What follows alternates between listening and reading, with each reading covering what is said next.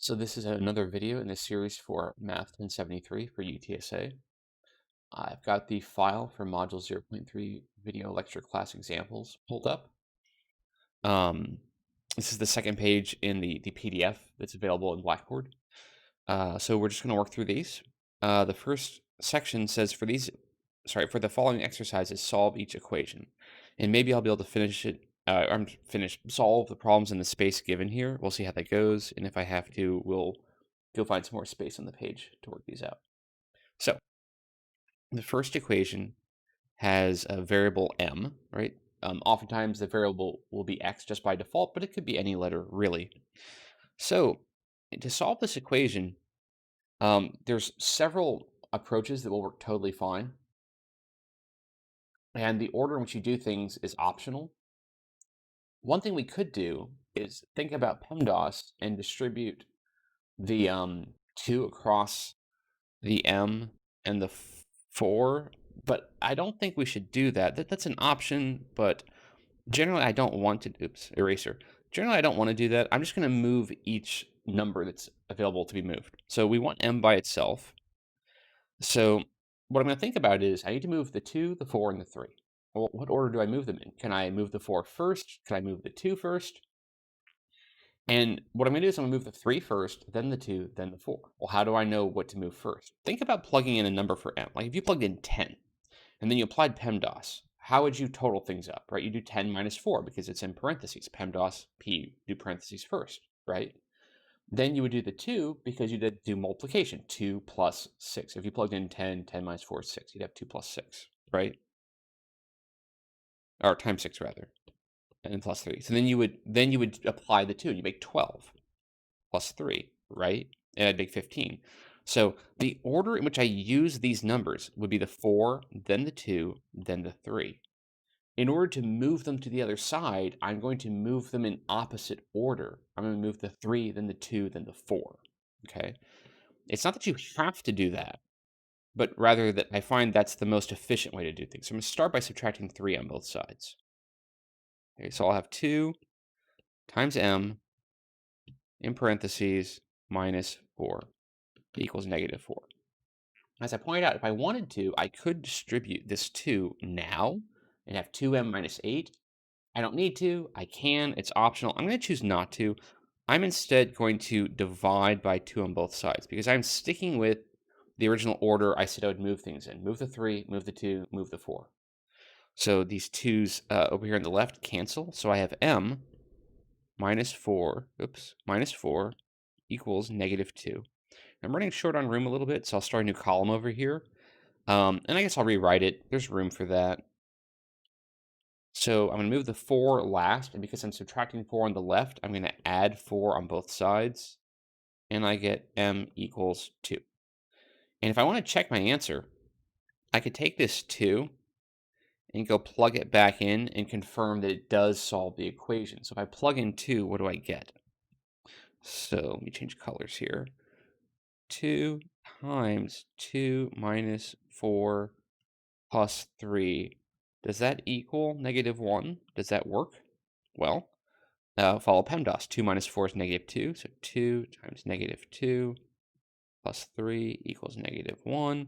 And then 2 times negative 2 is negative 4 plus 3 equals negative 1. Yeah, that checks out. Negative 4 plus 3 is negative 1. I don't necessarily always have to check my answer. This is just, if I wanted to, this is how I would do that. I plug it in and see if it does in fact work. So there's that example.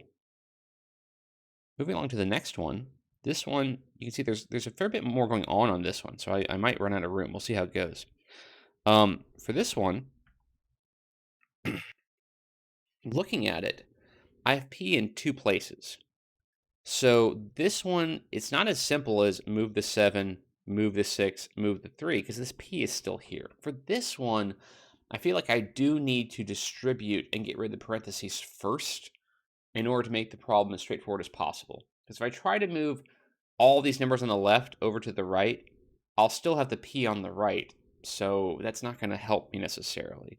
With the first example, m only showed up in one position. And so just moving the numbers worked for that one. So I want to get p on one side only. So I'm going to go ahead and distribute the 6 onto the p and the 3. So I'll have 16p minus 18. And I'll distribute in the same step the 5 across the 4p and the plus 3. So I'll have 20p plus 15. So 6p minus 18 minus 7 equals 20p plus 15 minus 12. As before, the order in which you do things is optional. If I wanted to, I could go ahead and move, like I could subtract 20p on both sides to get p only on the left. The order in which I do things doesn't matter really. There's options. Uh, what I'm going to choose to do here is to combine like terms on either side first. So these two numbers can combine to make negative 25, and these two numbers can combine to make 3. So I'll have 6p minus 25 equals 20p plus 3. Okay. Now, I want to get p on one side, and typically we will get our variable on the left, but it doesn't have to be. That's just typically what I would write. I could get whatever number equals p at the end with p on the right, or I could get p equals whatever number with p on the left. It doesn't really matter, but I'm going to choose to keep p on the left in this case. I'm going to subtract 20p on both sides. And in this step, I could do two things at once, but I'm going to choose to do just one thing at a time, at least for a couple of steps. And I'm running out of room, so I'm going to go start a new column over here. And maybe I'm being a little redundant and not being as space efficient as I could. Oh, well, that's fine. So now, at this stage, now that I have P only in one position, that's kind of like what I had up here, where I had M only in one position. So my tactics shift a little bit. Now I just want to move numbers away from P. So again, I want to think, if I plugged in a number for P, what would happen first? Like if I plugged in 10 for P, and I wanted to apply PEMDAS, well, I would do the negative 14 times the 10 first. That would happen first, and then I would subtract 25 as a second step. So I want to move the numbers in opposite order. I want to move the 25, and then I want to move the 14, or move the negative 25 and move the negative 14. So to move the negative 25, I'm going to add 25 to both sides. And I'm adding because I'm just doing the opposite of whatever's there. If I have a minus 25, you add 25 to cancel it out and have it appear on the other side. So I'll have negative 14p equals, I was thinking ahead there. That's going to be 28, but no, that's 25, but it becomes 28. And then I need to move the negative 14, so I will divide negative 14 on both sides. And I'm writing this on both sides. You should not, let's put it this way. One of the things that you need to learn, and one of the things you should gain from this course and from the next one and the one after, the thing that you're going to develop as you go along is improving your written communication. If I just did this and then the next step I had p equals whatever, that could be confusing. If someone who doesn't already know what I'm doing is looking at it, I'm leaving stuff out. I know what I mean, but I'm leaving stuff out, and that can be confusing for someone else. So, you know, writing math correctly is not just for math teachers, it's for everyone who uses it. So whether you want to be a teacher or an engineer or a researcher or whatever, you need to practice written communication. When you are doing some work on a team, say a team of engineers, for example, and you do something and you pass it off for a team member, it needs to be clear so they know what you did and what needs to be done. For example, in computer science, if you are writing a piece of code that another team is going to use or another team member is going to use, you need to comment your code and say, okay, this method does X, Y, and Z. Here's how to use it. Watch out for this error that can occur. You put comments in the code saying what's happening. So in your mathematical writing, you should practice that attention to detail by writing what you really mean. I want to divide the negative 14 on both sides, so I should be writing it on both sides. So what I'll probably say in the future, and I'm starting getting a little off topic, but this is important. Write what you mean.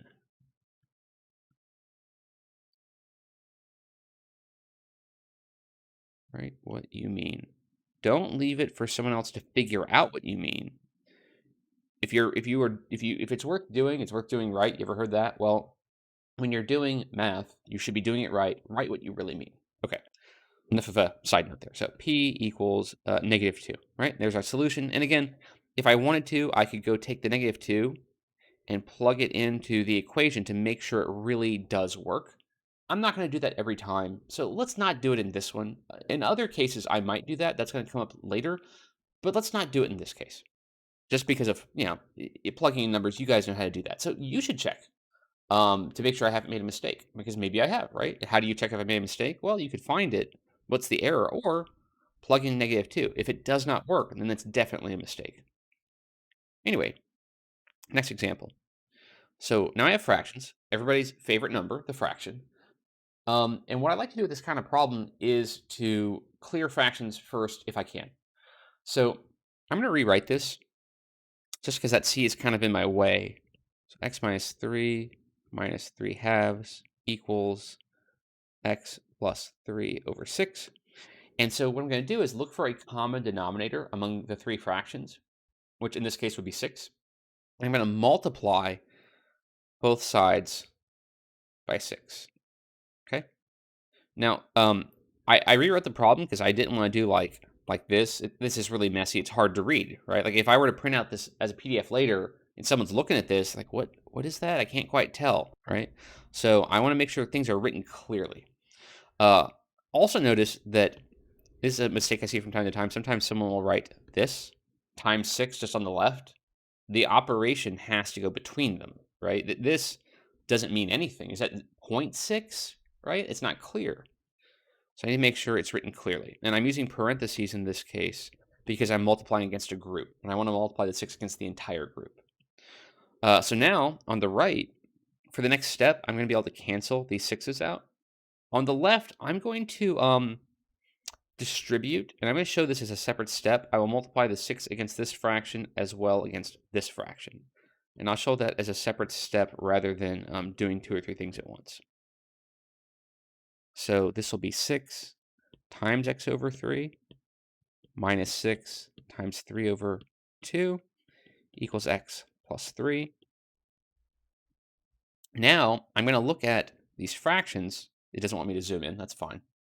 And I'm going to try to reduce fractions before I do any combining. And what I mean might become clearer in a moment.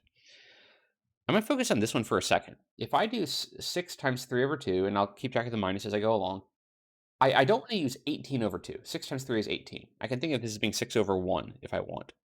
I don't want to say 18 over 2 because I'm getting larger numbers when I don't need them. I want to reduce the 6 with the 2 first. Okay, so I'm going to say that this, I can change my color here, this turns into 3 and this turns into 1. I reduce them, right? Like I'm reducing a fraction. Like if I had 6 over 2, I would reduce. I want to do that first because it lets me deal with smaller numbers as much as possible. 18 isn't a huge number, but the principle remains that if you reduce first, you'll get to deal with smaller numbers. It just makes things a little bit easier for yourself. Here, I could write 6x over 3, but I end up reducing anyway. So this reduces as 2 and 1. So now I can rewrite what I have. 2x minus 9 equals x plus 3. And now we have a situation kind of like the problem with p, where I have x in 2 places. So I want to get x in one place. And I can either move the 2x or I can move the x, in other words, the 1x. Doesn't really matter which one I move. I'm going to subtract x on both sides. So on the left, yeah, I got enough room here. Yeah, it's fine. If I do 2x minus x, I have x minus 9 equals 3. I'm running out of room, so I'll come up here. X minus 9 equals 3. And I will add 9 to both sides. And I will point out that I'm writing some things that maybe I don't need to write. I don't necessarily need to write plus 9 on both sides.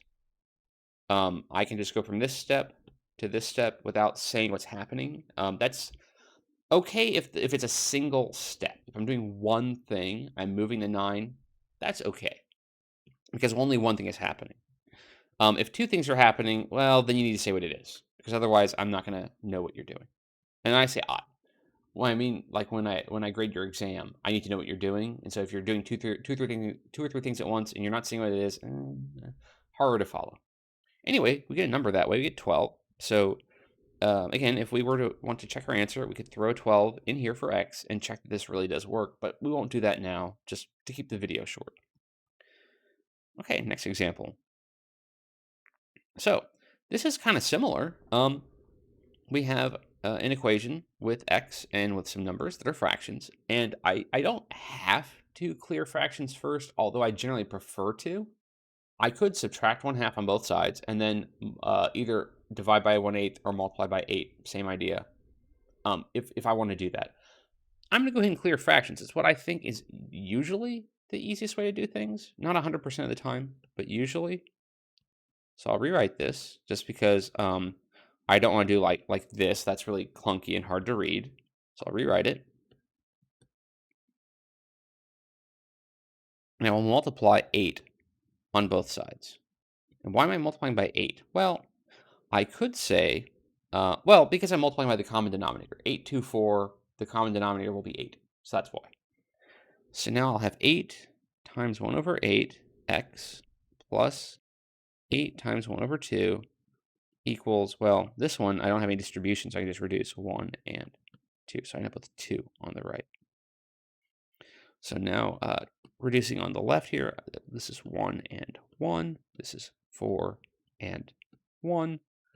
So I get 1x plus 4 equals 2. And then I can subtract 4 on both sides.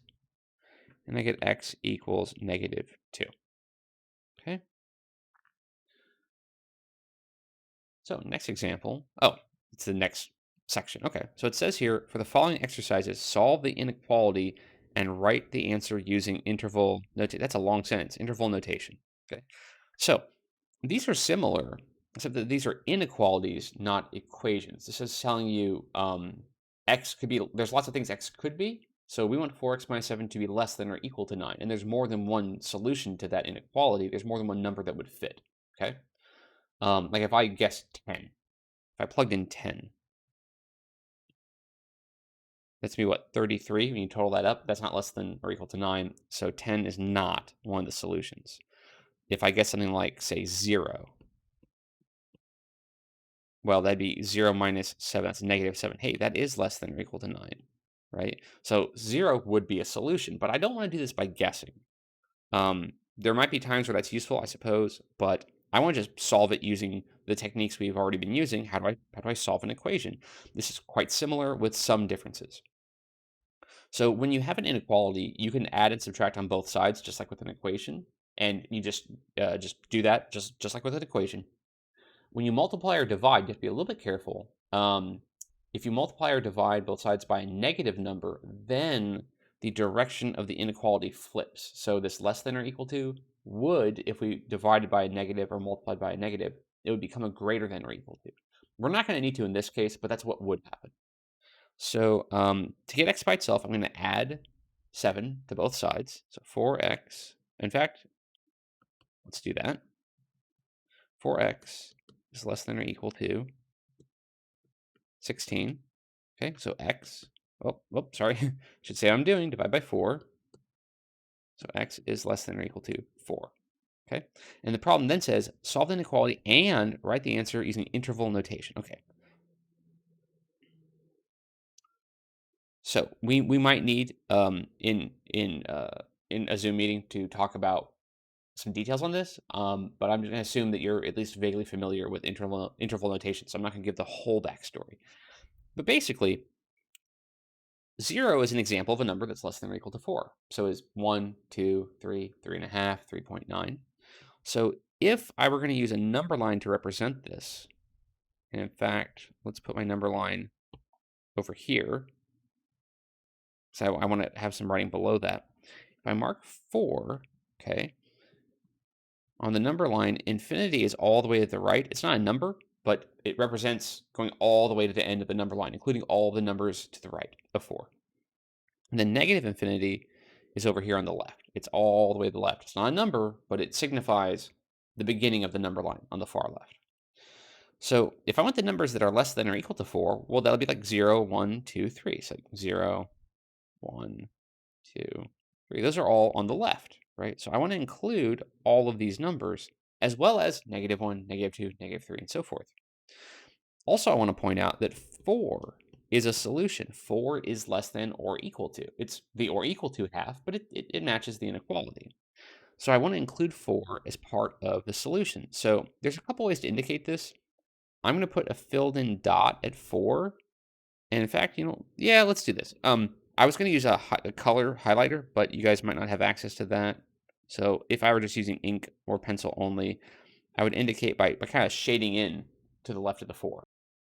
So I'm going to then use this negative infinity and this 4 to build the interval notation. So when you start with negative infinity, you always go parenthesis, negative infinity. We'll talk about why is it a parenthesis in a moment, comma, 4, and I'm going to put a closed bracket. I'm putting a closed bracket because that's what you write to indicate that you have an or equal to inequality. 4 is one of the solutions, so I'm including it. So if this was not an or equal to, if this was just, if this one was just x is less than 4, I wanted to exclude 4 as a potential solution, then I would use a parenthesis here, one of these guys, right?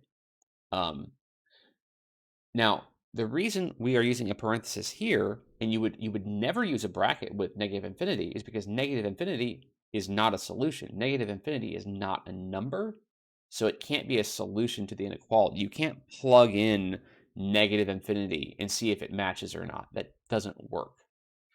So that's the reason you always use a parenthesis here. In this case, we're using a bracket for the 4 because 4 is a solution. And in fact, if you go back to the original inequality and say, okay, well, what if we plug in 4 into the original? Is this correct? Right? Is the inequality true? Well, 4 times 4 is 16. Written a little bit more neatly. Minus 7. Is that less than 9? Oh yeah. 16 minus 7, that's 9. And that is less than or equal to 9. So that checks out. Okay, so 4 is in the solution. So this is getting a little bit cluttered, but my solution is right here. This my final answer is that interval, rather, not inequality. So let's look at the next example. So this is kind of similar, different numbers. So I want to get x by itself. So I'm going to add 1 to both sides. In fact, I will write the 1 more like that, like the font has. So 8x is greater than or equal to 5. Okay. Now I need to divide by 8 to get x by itself. So I'm going to have a fraction. That's okay. Fractions are our friends. So x is greater than or equal to 5 over 8. So on a number line, I could mark 5 over 8. You might be accustomed to putting 0 in the middle. Like maybe you want to put 0 in the middle and put 5/8 over here somewhere. I'm not using 0 for anything, so I don't have to mark it. I generally just put the number that I'm using in the middle just out of convenience. So we got negative infinity over here. We got positive infinity over here. Okay. And I want to include 5/8 because I have that x is greater than or equal to, and 5/8 would match that. So I'm going to put a solid filled in dot here, and I want things that are greater, like 6/8 and 7/8 and 1 and 8/8, which would be 1, and then 2 and 10 and 1,000. So I'm going to mark over here. Okay. An alternate way to draw this is some books will do this. They will put a bracket at 5/8 instead of a dot to match the inequality. I'm sorry, the interval notation. They'll do like this, or they'll do like color highlighting, like in a print book. They'll do color highlighting probably. So I'm going to start my interval at 5/8, and I'm using a bracket because I have an or equal to in my original problem, and go up to infinity. And use a close parenthesis. Again, you would never use a bracket with infinity. So there's that example. Let's go to the next one. So this one, is this the last one? It is. So this one's a little bit harder. We got more going on. We got x in 2 places. So this is kind of like that problem where we had p in 2 places. I need to get x on one side as my first step. And I've got 2 options. I can move this x to this side, or I can move, my undo button seems to have gotten stuck, or I can move this x to this side, not stide. That's not a word. Which one I do doesn't really matter, but typically we will keep Yeah, that undo skipped over. All right. So typically we'll keep X on the left. It doesn't really matter, but I'll stick with that just to be consistent and always do it the same way. We'll generally put our variable on the left.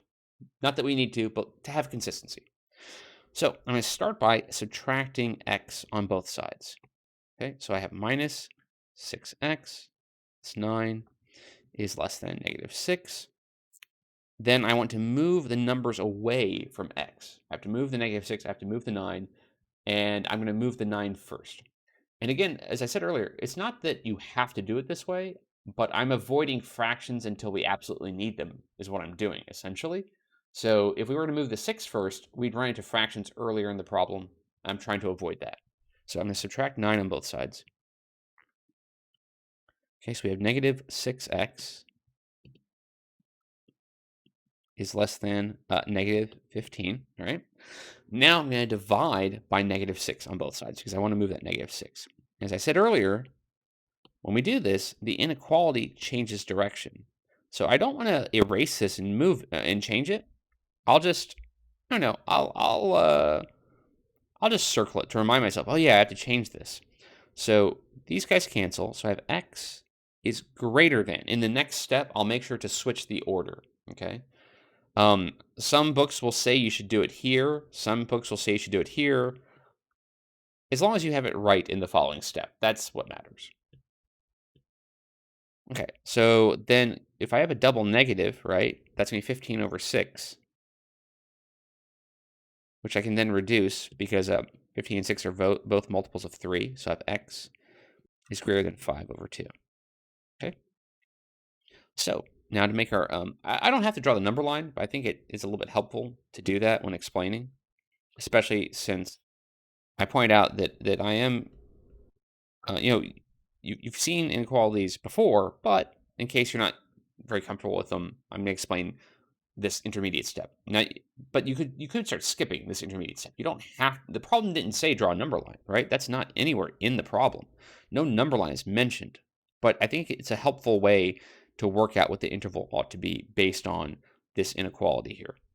So this is not an or equal to inequality. This is what's called a strict inequality. X is strictly greater than 5 over 2, so I'm not including 5 over 2. If I write 5 over 2 is greater than 5 over 2, that's false. That's not true at all, right? Like 1 is not greater than 1, 5 is not greater than 5, right? So I'm going to put an open circle here to indicate there's a gap. I'm not including 5 over 2. But I want the numbers greater. So like 6 over 2, 7 over 2. 5 over 2, this is 2.5, right? Yeah, if you divide that out and get a decimal. So one of the solutions would be 2.50000001. Just a teeny tiny bit greater. That would be one of the numbers involved. So I will shade this in to indicate we are including those numbers which are greater. And for my interval, I'll start at 5 over 2 with a parenthesis because I'm not including 5 over 2. In the previous examples, we used brackets because we were including it. Here, we are not including it, so we use a parenthesis up to infinity. Okay. And also the alternate way to do the number line, if you wanted to, some books will do this, is get your number line, put your 5 over 2, but put a parenthesis there to mark, to mark the 5 over 2. Some books will do that. So if that's what if you've done that before in like high school and that's what you're used to doing, that's totally fine. Like when I'm grading a benchmark and I see that, I'll know what you mean. Anyway, that is all the examples for the video. Yeah, I guess that's it. I'll stop the video here.